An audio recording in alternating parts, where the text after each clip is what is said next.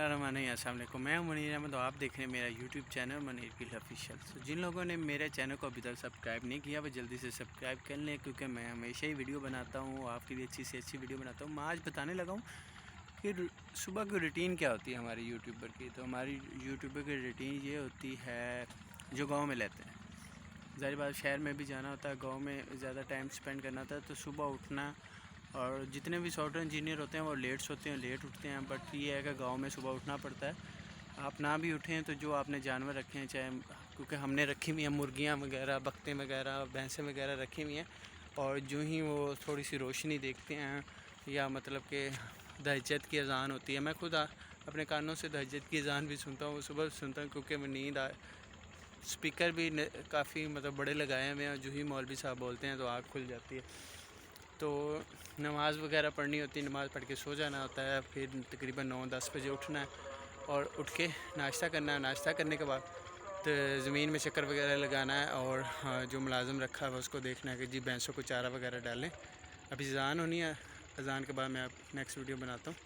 भैंसों को चारा वगैरह डलवाने के बाद आपके पास फ्री टाइम होता है, तो मैं यूट्यूब पे मूवी वगैरह देखता हूँ। उसके बाद जब शाम होने वाली होती है तो फिर वो चारा डालते हैं, तो मैं क्या करता हूँ, देखता हूँ कि कोई स्पोर्ट खेली जा रही है तो वहाँ जाके स्पोर्ट खेलता हूँ। अपनी वीडियो वगैरह तो जब जो ही काम करता रहता हूँ तो बनाता रहता हूँ।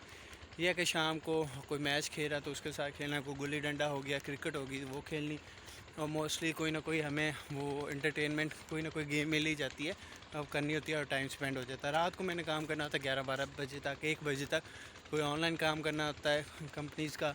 उसके अलावा अपना यूट्यूब पे काम करना होता है, वीडियो एडिट करनी होती है, अपलोड करनी होती है, एसईओ करनी होती है, बहुत सारे काम होते हैं और इन्जॉय भी होता है।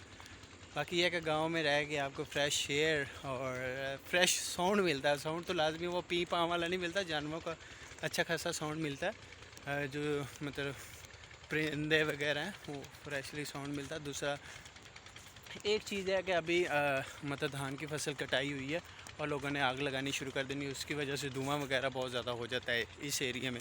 शहर में काम नहीं होना, शहर में इधर से धुआं वो शिफ्ट हो जाता है, स्मोक जिसे कहते हैं स्मोक।